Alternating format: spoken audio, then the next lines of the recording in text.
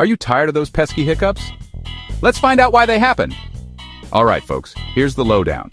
Hiccups happen when your diaphragm, that muscle below your lungs, suddenly contracts.